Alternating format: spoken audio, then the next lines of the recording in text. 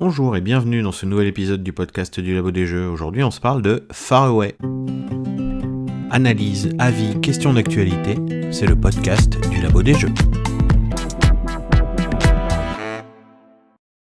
Far Away, c'est un jeu de Johannes Goupil et de Corentin Lebras, illustré par Max Morin et le tout édité chez Catch-Up Games. Alors on est sur du draft, de la collection et un scoring inversé vraiment très malin pour un jeu extrêmement addictif tout simplement. Pour moi, c'est le jeu qui a fait que Catch-Up était un éditeur que j'aimais beaucoup, mais avec celui-là, Catch-Up est devenu un éditeur que je suis de très très près. Et d'ailleurs, je crois que je suis pas le seul, vu que Far Away a quand même gagné le jeu As d'or initié de l'année 2024, et c'est quand même une sacrée performance. Alors, dans Far Away, on est les explorateurs d'une planète extraterrestre bien étrange, qui oscille comme chez nous entre phase de jour et phase de lune, avec des petits peuples jaunes, verts, rouges, bleus. Il y a aussi les peuples du dessous, mais ça on y viendra un petit peu plus tard. Et donc avec tout ça on a des cartes carrées dont les valeurs vont de 0 à 60 qu'on va avoir en main au début, et puis on va tous en jouer une face cachée, on révèle tous ensemble. Celui qui a joué la carte la plus faible va dans la rivière centrale récupérer une nouvelle carte.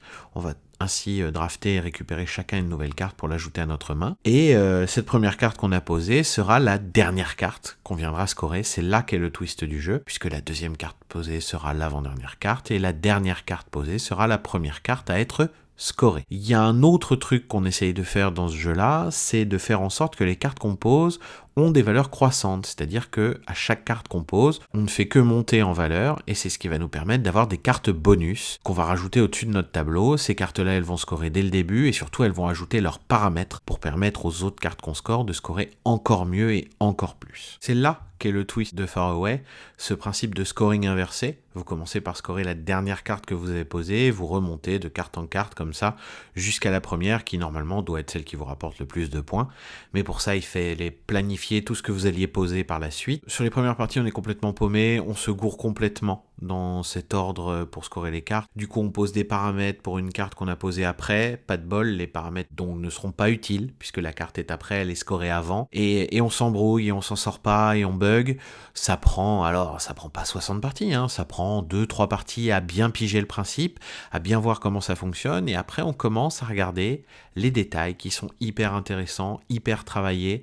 Le travail de dev est génial, c'est-à-dire que les cartes avec des faibles valeurs, on n'a qu'une envie, c'est de les poser tard, parce qu'elles donnent plein de ressources. Elles rapportent très peu de points et elles donnent plein de ressources. On veut les poser le plus tard possible. Mais vu que c'est des cartes de faible valeur, en fait on veut les poser tôt, parce qu'à court terme ça nous donnera ces fameuses petites cartes bonus. Et tout est super bien calculé pour que chaque carte soit au bon endroit par rapport à sa valeur. Vraiment, le jeu est hyper malin là-dessus. Le développement est aux petits oignons, et sur ça, Catch-Up, travail d'orfèvre, rien à dire. Pour moi, c'est le jeu initié par excellence. Je le mets avec un deuxième qui est pour moi Acropolis. Alors Acropolis a gagné l'As d'or tout court, mais parce que Acropolis est incroyable. Mais pour moi, Acropolis est un jeu initié, et ces deux-là sont les néoclassiques de la catégorie initiée, les deux jeux que j'aime le plus jouer dans cette catégorie-là. Des jeux faciles à prendre en main, avec des personnes qui ont découvert le monde du jeu de société moderne et qui veulent commencer à passer un premier step. On peut les mettre sans problème sur Far Away ou Acropolis. De plus, le jeu a une direction artistique vraiment hyper intéressante.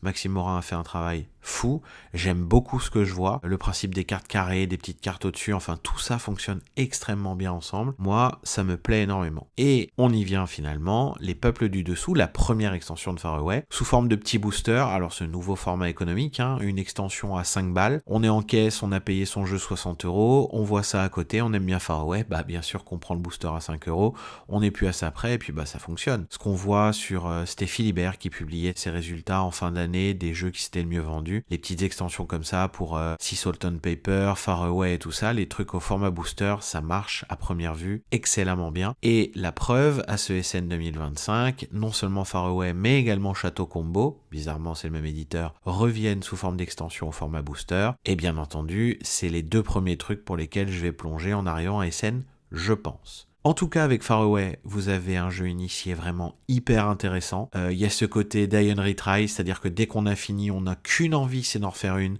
parce qu'on n'est pas content du scoring qu'on a fait, parce qu'on aurait tellement pu faire mieux, et on n'a qu'une envie, c'est d'y retourner encore et encore.